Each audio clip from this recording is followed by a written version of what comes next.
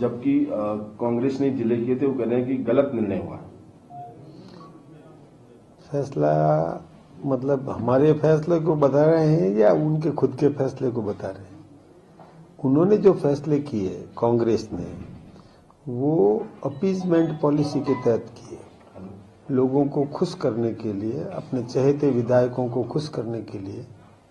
ये सब जानते हैं कि कांग्रेस की गहलोत सरकार अल्पमत में थी और निर्दलियों के सहारे उन्होंने सरकार बनाई।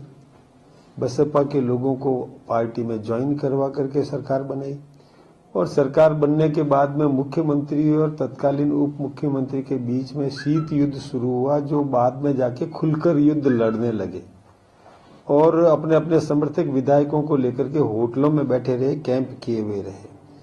तो उनको अपने सरकार बचाने के लिए गहलोत साहब ये उन्होंने एक तरीका अपनाया कि उन विधायकों को खुश करने के लिए और कुछ रेवड़ियां बांट दी। तो जो रेवड़ियां बांटी गई आनन फानन में, बिना जनसंख्या का आधार देखे, बिना भौगोलिक आधार देखे, और जिले बना दिए। और अनियंत्रित जिले, जैसे एक जिला जिसमें लगभग 3.5 लाख की पॉपुलेशन और एक जिला जिसमें लगभग 22-23 लाख की पॉपुलेशन, ये तो अनियंत्रित अव्यवस्थित जिले बने। ऐसे कई जिले जिसमें केवल एक विधायक है, कई ऐसे जिले हैं जिनमें 11 विधायक हैं।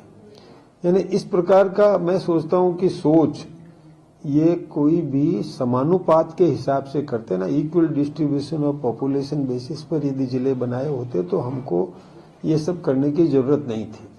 और फिर कोई ये सर्वविदित है, आप सब जानते हैं, आप लंबे समय से समाचार जगत में हैं कि कोई भी सरकार जाते जाते, यानी उनका कार्यकाल पूरा हो गया है और उससे जस्ट पहले, आचार संहिता से जस्ट पहले कुछ रेवड़ियां बांट देती है, कुछ निर्णय कर लेती है, तो नई सरकार आने पर उसकी समीक्षा करती है। तो नई सरकार आई, नई सरकार ने एक समिति गठित की जिसमें निवर्तमान प्रशासनिक अधिकारी की अध्यक्षता में, और उन्होंने इस जिले की पूरी समीक्षा करी और समीक्षा करने के बाद में और कैबिनेट को वापस दिया, रिपोर्ट दी और कैबिनेट ने फैसला किया, तो उसमें किसी को ऐतराज होना नहीं चाहिए।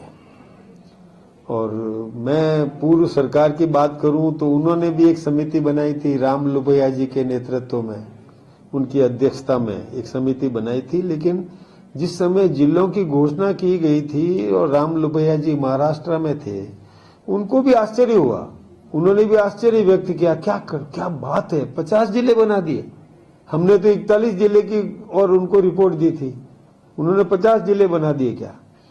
यानी उनको भी आश्चर्य था, यानी उन्होंने खुद ने भी ये रिपोर्ट नहीं दी थी। तो ऐसे निर्णय नहीं करना चाहिए।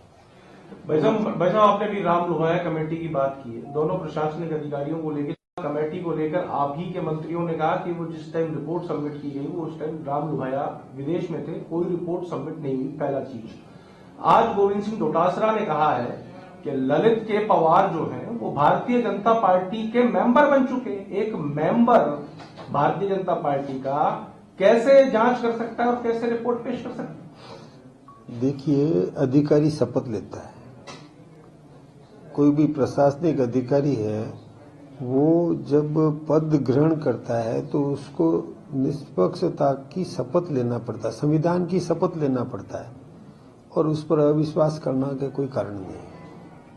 वो तो रिटायर्ड है ना ललित के पवार, तो क्या हो गया,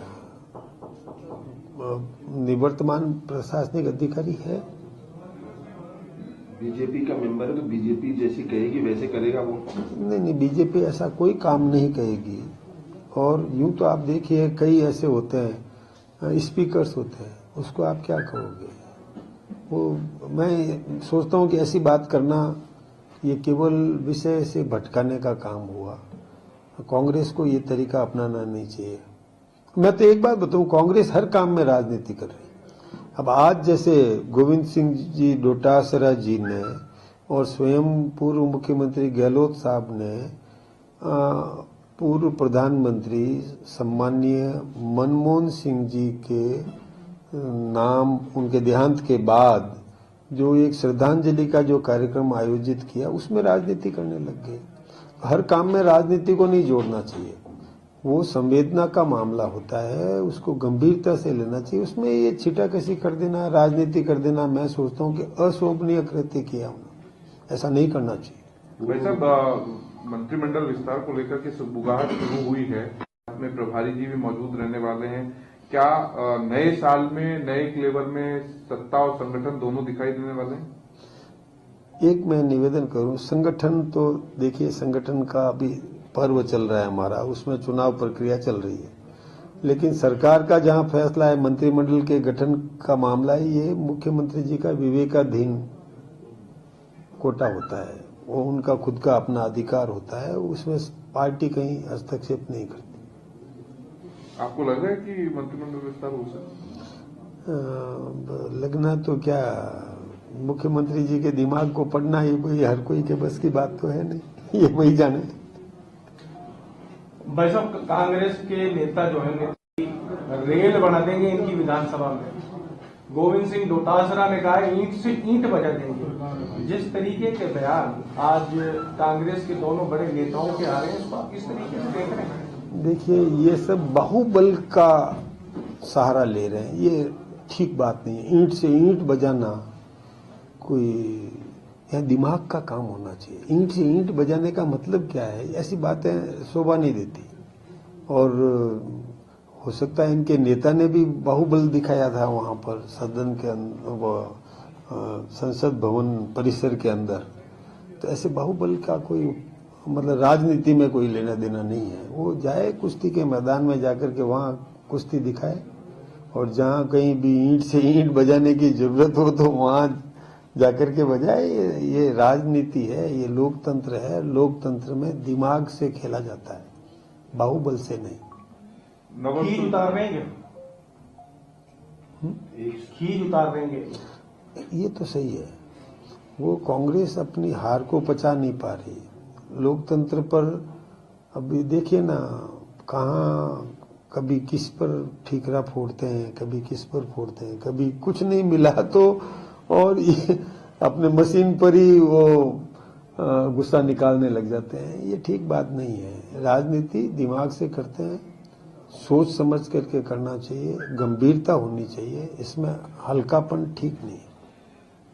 उनका आरोप है कि जो जिलों को समाप्त किया गया है, ध्यान नहीं रखा गया। एक जिला है जो 38 किलोमीटर दूरी पर है, डीग से भरतपुर। अनूपगढ़ है 122 किलोमीटर दूरी पर, दूदू है 160 किलोमीटर पर। इसमें ध्यान नहीं रखा गया। अगर नष्ट वही करना था तो लोगों की सहूलियत को ध्यान में रख के करना चाहिए था, अगर खत्म करना था। देखिए, मैंने फिर कहा आपसे कि किसी एक विधानसभा को लेकर के जिला बनाओगे, सारी एनर्जी लगती है, जनता के गाढ़े पसीने का पैसा लगता है, मशीनरी लगती है पूरी। तो ये ठीक बात नहीं है। कम से कम 3 विधानसभा एक जिले में रहे तो थोड़ा समानुपात माना जाता है, ऐसा करना चाहिए। 3 से 5 विधानसभाएं हो, समानुपात माना जाता है। नए वर्ष को लेकर हमारा जो 2024 का वर्ष बहुत अच्छा निकला, हमारे लिए तो बहुत अच्छा रहा। राजनीतिक दृष्टि से, विकास की दृष्टि से, सामयिक दृष्टि से, मानसून की दृष्टि से, सभी दृष्टि से हमारा जो 2024 खुशहाली का रहा। आम व्यक्ति खुश रहा। हमारी सरकार ने भी बहुत प्रगति की, जनहित के काम किए। हमने जो बजट में घोषणाएं की, उनमें से आधे से अधिक घोषणाएं हमने पूरी कर दी। और अब जो नया वर्ष आने वाला है, जो कल से 2025 का प्रारंभ होगा, तो मैं सोचता हूं कि इस राजस्थान की आम जनता के लिए खुशी लेकर के आएगा, संपन्नता बढ़ेगी, प्रत्येक नागरिक का जीवन स्तर ऊंचा उठेगा। और मेरी आप सबके माध्यम से देश की और राज्य की जनता को बहुत बहुत शुभकामनाएं। धन्यवाद।